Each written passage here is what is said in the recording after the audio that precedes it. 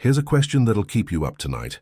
When the grid goes down and society collapses, what actually kills most people?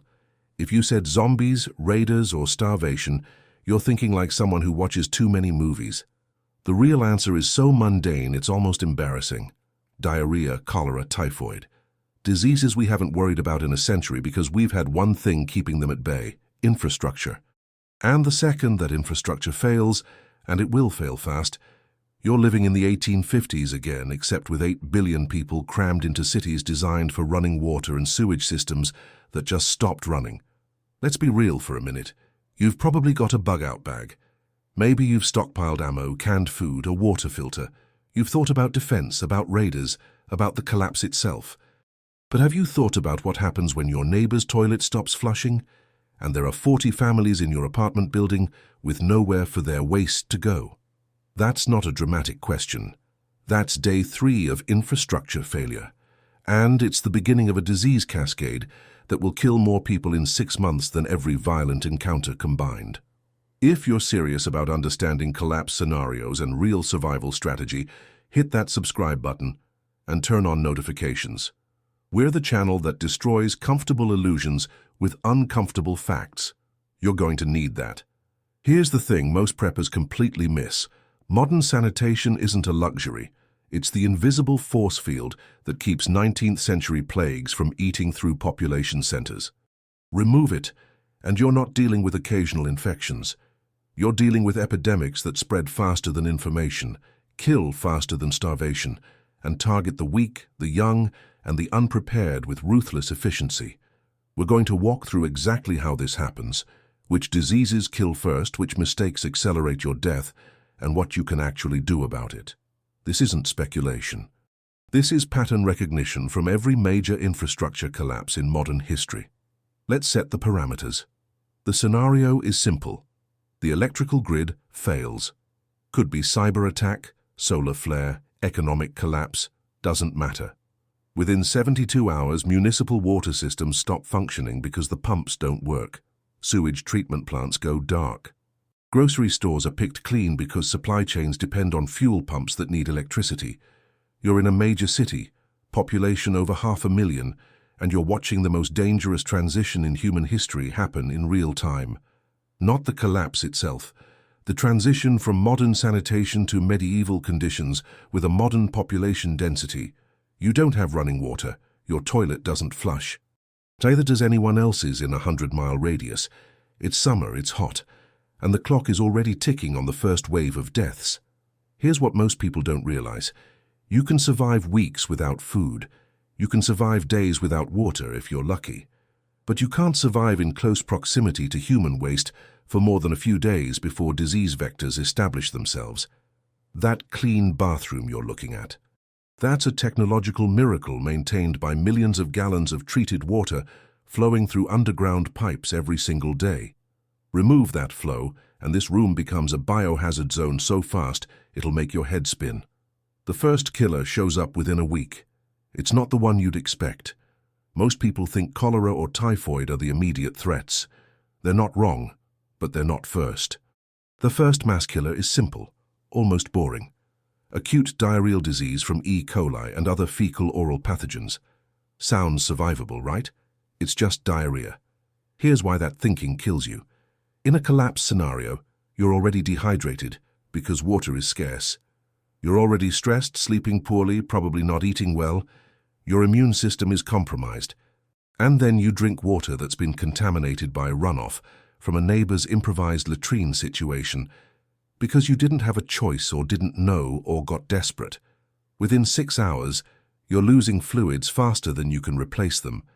Your water filter didn't catch the virus load, or you used it too many times without cleaning it, or you just made a mistake because you're exhausted and mistakes happen.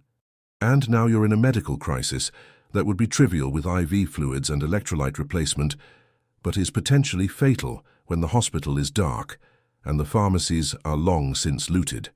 Here's the cascade. You get diarrhea. You need more water. The only water available is more contaminated. You drink it because the alternative is dying of thirst. You get worse. Someone in your group tries to care for you, doesn't wash their hands properly because water is precious and they're rationing it, and now they're infected. Within 72 hours, half your group is down. The people still standing are using what clean water you have left to care for the sick, instead of staying hydrated themselves, and the cycle accelerates. The practical survival rate for someone with severe dehydration from diarrheal disease in a collapse scenario with no medical infrastructure? Maybe 40% if they're otherwise healthy. Drop that to 20% if they're over 50 or under 5. And that's just week 1. Now let's talk about the disease everyone knows by name but doesn't really understand: cholera. This is the one that turns collapse into catastrophe. Cholera doesn't show up immediately because it needs specific conditions: contaminated water, poor sanitation, and warm temperatures. Give it 2 weeks in a collapsed city during summer, and you've got all 3 in abundance. Here's what cholera does that makes it so lethal. It doesn't just cause diarrhea. It causes liquid exodus from your body so severe that you can lose up to a liter of fluid per hour. You go from feeling sick to being in critical condition in 4 hours. You can die within 12 if you don't get aggressive rehydration. And the nightmare part: the death rate in untreated cholera outbreaks ranges from 25 to 50%. Treated, it drops to under 1%. But treatment requires clean water, oral rehydration salts, and in severe cases, IV fluids, none of which exist in your scenario. The mistake people make with cholera is thinking they'll recognize it and isolate it early. You won't. Early symptoms look like regular food poisoning. By the time someone in your group has rice water stools and you realize this isn't normal diarrhea, they've been spreading it for hours through contaminated hands, surfaces, and the improvised toilet situation everyone's using. And if your water source is downstream from that latrine, and in a collapse scenario, someone's always downstream from someone else's shit, you've just introduced cholera to everyone who drinks from it. Cholera spreads through water. Typhoid spreads through water and food. And typhoid is the one that plays the long game. Typhoid fever has an incubation period of 1 to 3 weeks. That means someone gets infected, feels fine for weeks, and spreads it to everyone they're in contact with before they even know they're sick. And here's the really ugly part. Even after recovery, about 5% of people become chronic carriers. They're not sick anymore, but they're shedding bacteria in their feces indefinitely. In a pre-collapse world, we track this, we treat it, we manage it. In collapse, that person is Typhoid Mary and they don't even know it. Symptoms start subtle. Fever, weakness, abdominal pain. Could be anything. Could be stress, bad food, exhaustion. By week 2, you've got sustained high fever, severe fatigue, and in 20% of cases, internal bleeding from intestinal perforation. The mortality rate without antibiotics sits around 15%. With proper treatment, it drops to 1%. See the pattern? Every single one of these diseases is manageable with infrastructure. Without it, they're mass killers. But let's talk about the diseases nobody's preparing for because they think they're extinct. Typhus. You probably don't even know what typhus is unless you're a history nerd who studies Napoleon's Russian campaign. Here's the short version. It's spread by lice, body lice specifically. And body lice thrive in exactly one condition: overcrowded, unsanitary environments where people can't wash their clothes or bodies regularly. So basically, every refugee camp, every occupied building, every shelter scenario that emerges 2 weeks into collapse. Symptoms start with severe headache, high fever, and a rash. Sounds manageable until you realize the mortality rate in untreated epidemic typhus ranges from 10 to 60%, depending on the strain and the victim's age, and it spreads person to person through lice that jump from one warm body to another when people are packed together for warmth, security, or simple lack of space. You can't social distance in a collapse. Resources are centralized. People cluster. Hand typhus moves through those clusters like fire through dry grass. The fix? Hygiene, washing clothes in hot water regularly, bathing, changing clothes, all things that require water, soap, and fuel for heating that water, all things that become luxuries within a week of infrastructure failure. Then there's plague, actual bubonic plague. Yes, it still exists. No, it's not common. But you know what makes it common? Rats and fleas thriving in garbage-filled streets with no sanitation services and no pest control. Plague has a 60% mortality rate if untreated. It presents with swollen lymph nodes, fever and chills. And it can progress to pneumonic plague, which is airborne, spreads person to person, and kills within days. The reason plague isn't a threat right now is because we have antibiotics, rodent control and sanitation that keeps rat populations from exploding. Remove those and you've got 14th century conditions with 21st century population density. Do the math. Now let's talk about the killer that doesn't get enough attention. Respiratory infections in crowded conditions. Tuberculosis, influenza, pneumonia. These aren't exotic diseases. They're with us right now. But modern ventilation, space and medical care keep them manageable. In collapse, when people are packed into shelters, burned-out buildings or refugee camps with poor ventilation and no heat, these diseases spread exponentially. TB is the silent one. It incubates for weeks or months. The infected person feels fine, coughs occasionally, and spreads it to everyone in their sleeping area. By the time they're showing serious symptoms, weight loss, night sweats, coughing blood, they've infected dozens, and TB treatment requires months of specific antibiotics. Without them, mortality sits around 43%. But here's the disease vector most people completely overlook: wound infections. You don't need a catastrophic injury. You need a cut, a blister that breaks, a scratch that gets dirty. In normal times, you clean it. Maybe use antibiotic ointment, slap on a Band-Aid, it heals. In collapse conditions, that cut gets exposed to contaminated water while you're trying to clean dishes or wash clothes. You don't have antibiotic ointment. You don't have clean bandages. And that tiny injury becomes cellulitis, then sepsis, then you're dead in a week from something that wouldn't have even slowed you down before. The brutal reality is this: the diseases that will kill millions after collapse aren't exotic. They're not mysterious. They're the same diseases that killed our ancestors by the millions before we built the infrastructure to prevent them. Cholera, typhoid, dysentery, typhus, plague, respiratory infections, sepsis from minor wounds. We didn't evolve past these diseases. We just built really good plumbing and really effective medical systems. And the second those systems fail, we're right back where we started. So what's the realistic assessment here? Let's break it down. In a major urban collapse with total infrastructure failure, you're looking at disease mortality rates that could hit 30 to 50% within 6 months. That's not speculation. That's what happens historically when sanitation fails in population centres. The 1854 Broad Street cholera outbreak in London killed 10% of the local population in 10 days. The typhus epidemics during World War I killed millions. The Spanish flu of 1918 killed 50 million people globally, and that was with some infrastructure still functioning. Your survival probability depends entirely on 3 factors: water purification capability, sanitation discipline, and population density escape.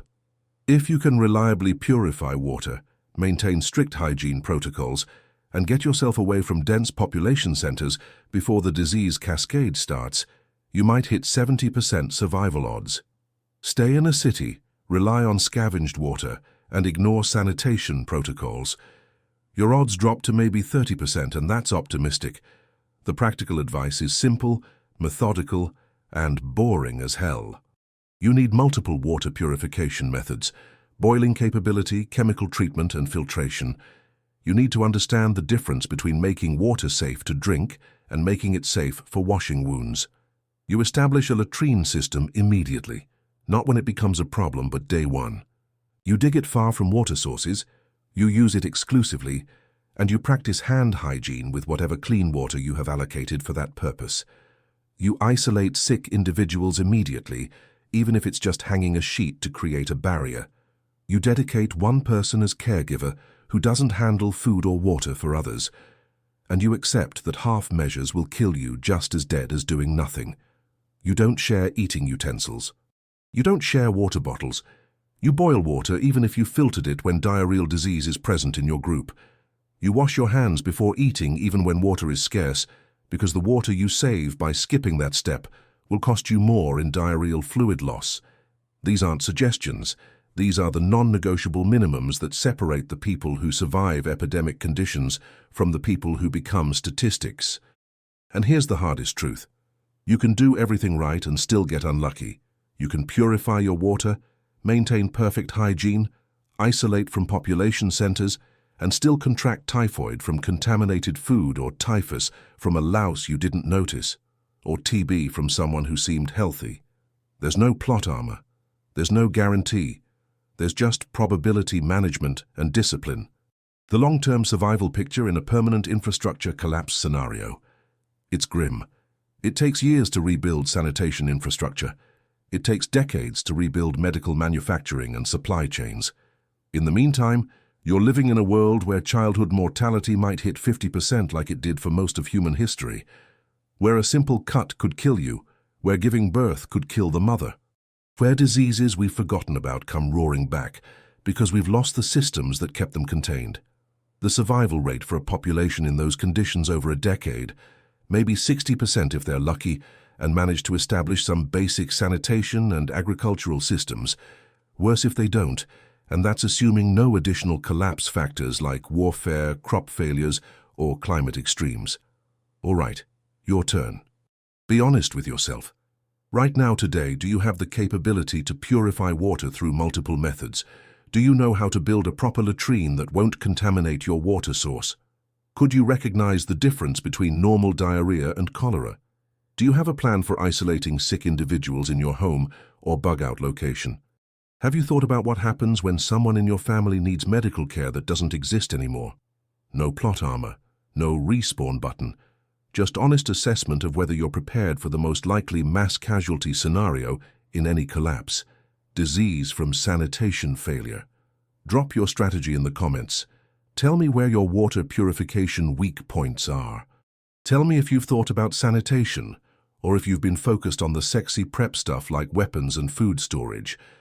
And if this made you realize you've been preparing for the wrong threats, hit that subscribe button, because we're the channel that focuses on what actually kills you, not what makes good TV. Turn on notifications. The next video might save your life by destroying another comfortable illusion you didn't know you had.